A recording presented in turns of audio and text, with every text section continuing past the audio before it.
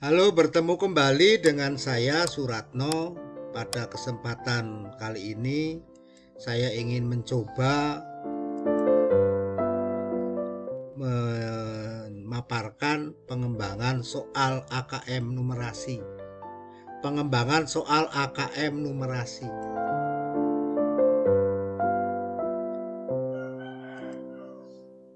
Numerasi adalah kemampuan berpikir menggunakan konsep, prosedur, fakta, dan alat matematika untuk menyelesaikan masalah sehari-hari pada berbagai jenis konteks yang relevan untuk individu sebagai warga negara Indonesia dan warga dunia.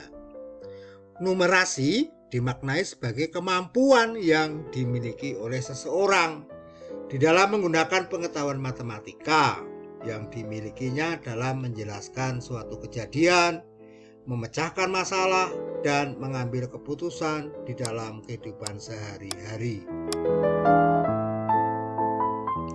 Konteks numerasi. Konteks dalam AKM numerasi mencakup konteks yang dekat dengan dunia peserta didik, sosial budaya, lingkungan, sains maupun keilmuan matematika. Konteks-konteks tersebut dikategorikan menjadi 3. Yang pertama adalah personal, yang kedua sosial budaya, yang ketiga saintifik.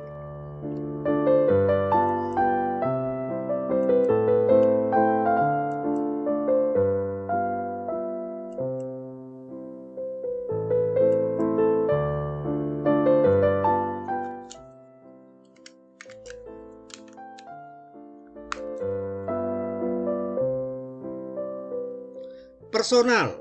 Konteks ini berfokus pada aktivitas seseorang, keluarganya, ataupun kelompoknya.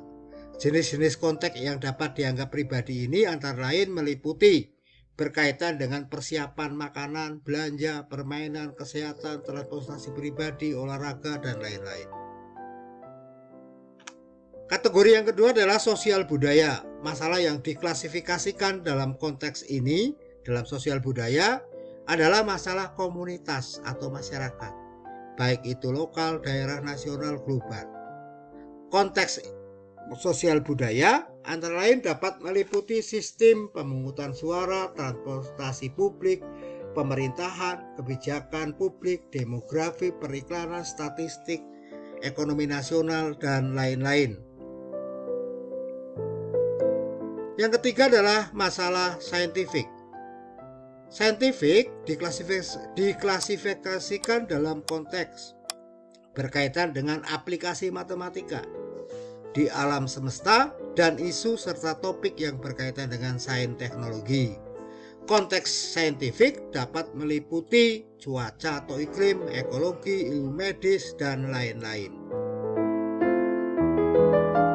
Level kognitif numerasi, asesmen kompetensi minimum, dibagi menjadi 3 level. Yang pertama knowing, yang ketiga applying atau penerapan, yang ketiga penalaran, yang kedua penerapan, yang ketiga penalaran. Yang pertama knowing. Soal dalam level knowing menilai kemampuan pengetahuan peserta didik tentang fakta, proses, konsep, dan prosedur.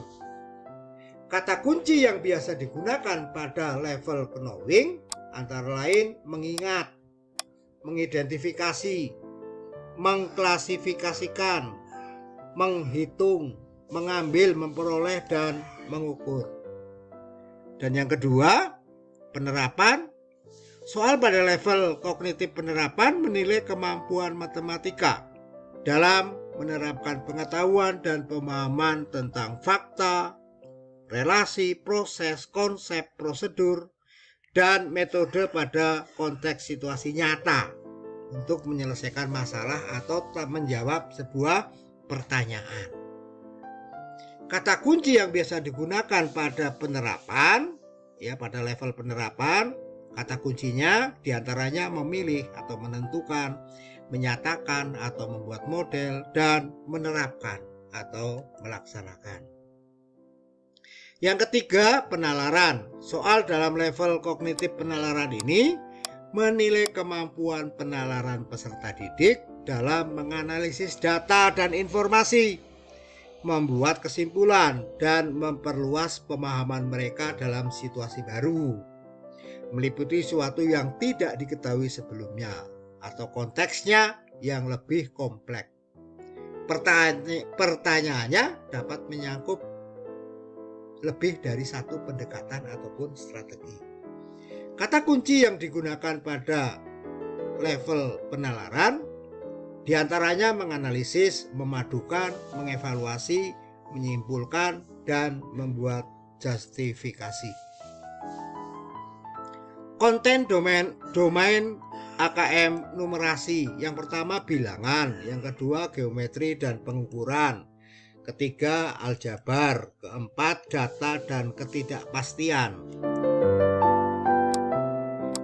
Bilangan, domain bilangan terdapat pada kelas 2 sampai kelas 6. Domain ini terdiri atas subdomain, representasi yang sifat urutan dan operasi. Pada kelas dasar domain ini menilai pemahaman peserta didik dalam representasi bilangan cacah dan pecahan. Dalam hal ini termasuk memahami posisi bilangan cacah dan pecahan dalam sebuah garis bilangan. Geometri dan pengukuran. Domain geometri dan pengukuran terdiri atas subdomain bangun geometri dan pengukuran. Domain ini menyebar ke semua kelas, dari kelas 2 sampai kelas 10.